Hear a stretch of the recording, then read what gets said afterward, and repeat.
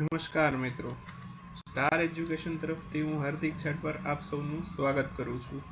મિત્રો, અમારી ચેનલ ઉપર દરેક પ્રકારની સ્પર્ધાત્મક પરીક્ષાનો સિલેબસ છે કવર કરી લેવામાં આવશે. આથી જો તમે અમારી ચેનલના લેક્ચરને ડેઇલી રેગ્યુલર ફોલો કરશો તો તમે કોઈ પણ પ્રકારની ગવર્મેન્ટ એક્ઝામ છે એને પાસ કરી જ લેશો. મિત્રો, તમને અમારા લેક્ચર પસંદ આવતા હોય તો જરૂરથી લાઈક કરજો, શેર કરજો અને સબસ્ક્રાઇબ કરવાનું પ્લીઝ ભૂલતા નહીં.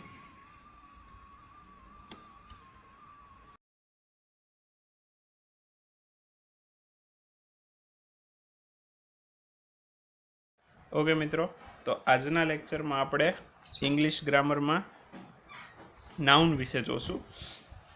હવે નાઉન એટલે શું? સૌથી પહેલાં તો એવો પ્રશ્ન થાય તો એનો ગુજરાતી અર્થ નામ અથવા તો સંજ્ઞા થાય. હવે સૌથી પહેલાં આપણે નાઉનને હું તમને વ્યાખ્યા આપવી હોય તો કેવી રીતે અપાય? તો કે આપણે કોઈ પણ વસ્તુ છે, પ્રાણી છે, નદીઓ છે, વ્યક્તિઓ છે, તો આપણે જે પણ કાંઈ નામે ઓળખીએ છીએ એને, બરાબર, તો એને નાઉન કહેવાય અથવા તો નામ અથવા તો સંજ્ઞા કહેવાય. તો મિત્રો, સૌથી પહેલાં તો આપણે એના પ્રકાર જોઈએ. તો એના પ્રકાર કેટલા છે? કુલ 5 પ્રકાર છે. ઓકે, 5 પ્રકારો છે. હવે દરેક પ્રકારો વિશે જોઈએ. પહેલો પ્રકાર કયો છે? પ્રોપર નાઉન, એટલે કે સંજ્ઞાવાચક અથવા તો વ્યક્તિવાચક નામ. એટલે કોઈ પણ વ્યક્તિઓનું નામ હોય અને એ એક યુનિક વ્યક્તિ જ હોય. ત્યારબાદ કોમન નાઉન, સામાન્ય કે જાતિવાચક નામ. એનો અર્થ શું થાય? સામાન્ય અથવા તો જાતિવાચક, આખો વર્ગ આવી જાય. એ આપણે વધારે ડિટેલમાં જોશું જ દરેક નામ વિશે, પણ આ તો સામાન્ય અર્થ કહું છું.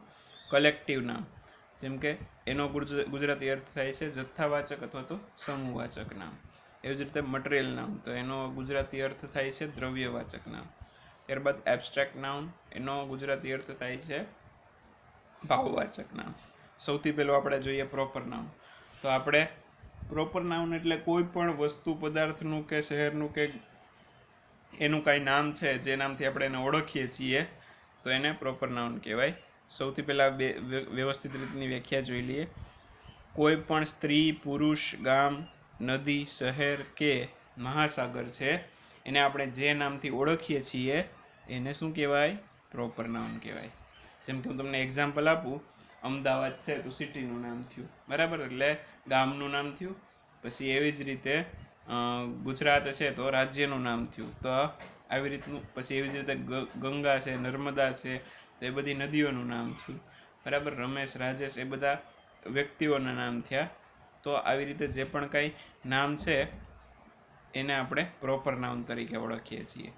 ઓકે, તો હવે આપણે 1-2 એક્ઝામ્પલ જોઈએ. તો Ganga is a big river. Okay, Ganga is a big river. તો આમાંથી પ્રોપર નાઉન કયું? તો કે ગંગા. મિત્રો, આમાં વાક્યની અંદર એક કરતાં વધારે નાઉન પણ હોય. ઓકે મિત્રો, યાદ રાખજો, એક કરતાં વધારે નાઉન પણ હોય. પણ આપણે અત્યારે માત્ર પ્રોપર નાઉન વિશે જોઈએ છીએ, એટલે પ્રોપર નાઉન જે છે એની નીચે જ અંડરલાઈન કરવાની છે. Dang is a small city. Dang એક નાનકડું શહેર છે અથવા તો ગામ છે.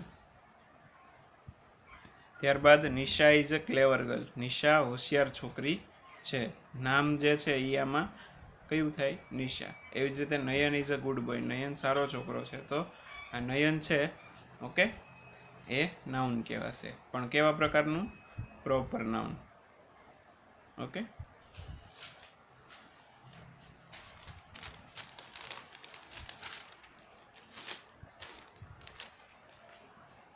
ત્યારબાદ આગળ વધીએ આપણે.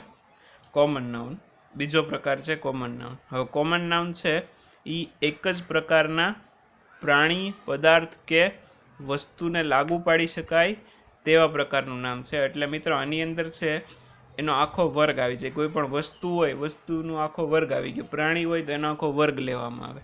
ઓકે મિત્રો, તો આ પ્રકારનું નામ હોય એને કોમન નાઉન કહેવાય. એટલે આખો એનો સમૂહ જ આવી જાય, બરાબર. જેમ કે આપણે જોઈએ, ધીસ ઇઝ અ ચેર.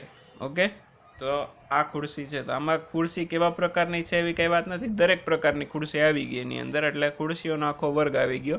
કેવા પ્રકારની છે એ ચોખવટ નથી, બરાબર. એવી જ રીતનું Nandu is a good boy. તો મિત્રો, અહીંયા બોય છે, બરાબર, છોકરો, એટલે ટૂંકમાં છોકરાઓનો આખો વર્ગે આવે, બરાબર.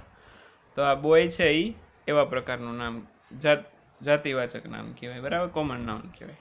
ત્યારબાદ it was a black pen, તો આ પેન છે એ પણ એની અંદર પેનનો આખો વર્ગ આવી જાય, બરાબર, આખો જૂથ હોય પેનનું, બરાબર, એવી રીતનો આખો વર્ગ આવી ગયો પેનનો.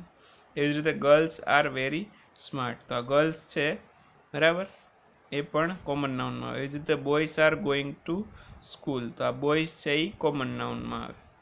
ઓકે, તો ત્યારબાદ આપણે હવે ત્રીજો પ્રકાર જોઈએ છીએ કલેક્ટિવ નાઉન.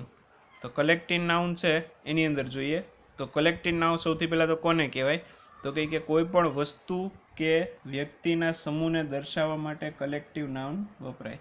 કોઈ પણ વસ્તુ કે વ્યક્તિનો સમૂહ હોય એને દર્શાવવું હોય તો એના માટે કલેક્ટિવ નાઉન વપરાય. એટલે આમાં આખું જથ્થો, ગ્રુપ, સમૂહ, આવા બધા જે પણ કાંઈ વર્ડ્સ છે એ આની અંદર ઇન્ક્લુડ થાય. તો હવે જોઈએ એક્ઝામ્પલ જોઈએ એટલે વધારે ખ્યાલ આવી જાય. This is a group of Modi, આ મોદીનું ગ્રુપ છે, તો આ ગ્રુપ છે એટલે સમૂહ થયો, તો ગ્રુપ છે એની અંદર આવશે કલેક્ટિવ નાઉનમાં. That was a bundle of key, તો આ બંડલ છે એ કલેક્ટિવ નાઉનમાં આવશે. Okay, people are standing outside of hotel, તો પીપલ છે એ કેની અંદર આવશે કલેક્ટિવ નાઉનમાં. આમ ટોળા જેવું, સમૂહ જેવું જે પણ કાંઈ શબ્દ દેખાય, બરાબર, એ આની અંદર કલેક્ટિવ નાઉનમાં આવશે. Crowd is standing on road, ટોળું રોડ ઉપર ઊભું છે, તો ક્રાઉડ એટલે ટોળું, તો એ પ્રકારના જે શબ્દો છે એ કેમાં આવશે કલેક્ટિવ નાઉન. ઓકે, ત્યારબાદ મટીરિયલ નાઉન. મટીરિયલ નાઉનમાં જોઈએ તો કે કોઈ પણ વસ્તુને ગણી ન શકાય. મિત્રો, વ્યાખ્યા આવું કહે છે કે કોઈ પણ વસ્તુને ગણી ન શકાય પણ તેનું વજન કરી શકાય તેવા પ્રકારના નાઉનને મટીરિયલ નાઉન કહેવાય. મિત્રો, હું તમને મટીરિયલ નાઉન ઓળખવું હોય તો શોર્ટકટ કહું છું કે કોઈ પણ વસ્તુનું નામ દેખાય તમને, બરાબર, કોઈ પણ પ્રોડક્ટ છે, વસ્તુ છે, એવું કાંઈ પણ નામ દેખાય તમને, જેમ કે ઘઉં, ચોખા, બાજરો, પછી ગોલ્ડ, સિલ્વર, ધાતુ દેખાય, કોઈ પણ મેટલ દેખાય તમને, બરાબર, પછી ક્લોથ્સ છે, ઓકે, ટાઈપ્સ ઓફ ક્લોથ્સ છે, તો એ પ્રકારનું જે પણ કાંઈ દેખાય, વસ્તુઓ જેવું નામ દેખાય, બરાબર, એની અંદર મટીરિયલ નાઉનમાં આવે. જેમ કે આપણે જોઈએ એક્ઝામ્પલ એટલે વધારે ખ્યાલ આવે. ગોલ્ડ ઇઝ વેરી કોસ્ટલી, સોનું ખૂબ જ મોંઘું છે, તો ગોલ્ડ છે એ મટીરિયલ થયું. ઓકે, એવી જ રીતે add some sugar in my tea, તો આ શુગર અને ટી આની અંદર બે વસ્તુ આવે, બરાબર, બે નાઉન જ કહેવાય અને મટીરિયલ નાઉન કહેવાય. તો શુગર અને ટી, ઓકે, મારી ચામાં થોડીક ખાંડ નાખો તો add some sugar in tea, તો શુગર અને ટી બે મટીરિયલ નાઉન કહેવાય. Rice is grown in Punjab, તો રાઈસ છે એક પ્રકારનું મટીરિયલ થયું. આને આપણે એમ કહી શકીએ કે આને આપણે ગણી ન શકીએ પણ જોખી શકીએ રાઈસના કેસમાં. ઓકે, ત્યારબાદ જોઈએ માય શર્ટ ઇઝ બ્લેક, મારો શર્ટ કાળો છે. ઓકે, તો શર્ટ છે એ મટીરિયલ નાઉન. ઓકે, કોઈ પણ પ્રકારનું મટીરિયલનું નામ દેખાય એટલે એ મટીરિયલ નાઉન. ઓકે, ત્યારબાદ એબ્સ્ટ્રેક્ટ નાઉન. એબ્સ્ટ્રેક્ટ નાઉન કોને કહેવાય, તો કે આપણે અમુક લાગણીઓ છે, ભાવનાઓ છે, આપણે એને જોઈ નથી શકતા પણ માત્ર ને માત્ર એનો અનુભવ કરી શકીએ છીએ. તો એવા પ્રકારના જે પણ કાંઈ નાઉન છે એ કેમાં આવે છે એબ્સ્ટ્રેક્ટ નાઉનની અંદર આવે. જેમ કે honesty is a best policy, પ્રમાણિકતાને આપણે જોઈ નથી શકતા. ઓનેસ્ટી એટલે પ્રમાણિકતા, તો પ્રમાણિકતાને આપણે જોઈ નથી શકતા પણ આપણે એનો અનુભવ કરી શકીએ છીએ, એટલે એ કેમાં આવશે એબ્સ્ટ્રેક્ટ નાઉનમાં. Okay, honesty is the best policy. ત્યારબાદ દેર વોઝ વેરી ડાર્કનેસ, ત્યાં ખૂબ અંધારું હતું, તો ડાર્કનેસ એટલે અંધારું, તો અંધારું આપણે જોઈ તો શકીએ પણ અંધારું એકચ્યુઅલમાં શું છે, તો કે એબ્સન્સ ઓફ લાઇટ, જ્યાં લાઇટ નથી ત્યાં અંધારું છે, તો જ્યાં લાઇટ ન હોય ત્યાં આપણને અંધારાનો અનુભવ થાય, એટલે આ અંધારું આપણે અનુભવીએ છીએ કોના દ્વારા, આંખ દ્વારા. ઓકે, તો આ પણ કેની અંદર આવશે એબ્સ્ટ્રેક્ટ નાઉનની અંદર. ત્યારબાદ વી ઓલ લાઇક ફ્રીડમ, આપણને બધાને આઝાદી પસંદ છે, અમને બધાને આઝાદી પસંદ છે, તો ફ્રીડમ સ્વતંત્રતાને જોઈ ન શકતા પણ અનુભવ કરી શકીએ. ઓકે મિત્રો, તો આ પ્રકારનું નાઉન પણ કેમાં આવશે એબ્સ્ટ્રેક્ટ નાઉનની અંદર. જો મિત્રો તમને અમારા લેક્ચર પસંદ આવતા હોય તો વધુને વધુ શેર કરજો અને લાઇક કરજો. પસંદ આવે તો લાઇક દબાવજો અથવા ડિસલાઇક દબાવજો, પસંદ ન આવતું હોય તો પણ દબાવજો જરૂર. ઓકે મિત્રો, અને સબસ્ક્રાઈબ કરવાનું પ્લીઝ ન ભૂલતા.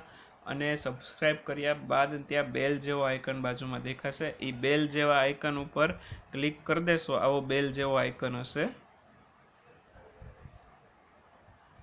ઓકે મિત્રો, તો આવા બેલ જેવા આઇકન ઉપર ક્લિક કરી દેશો એટલે તમને અમારી દરેક પ્રકારની નોટિફિકેશન છે એ મળ્યા કરશે. તો મિત્રો, સબસ્ક્રાઈબ કરી લેજો પ્લીઝ અમારી ચેનલને. નેક્સ્ટ લેક્ચરમાં મળશું.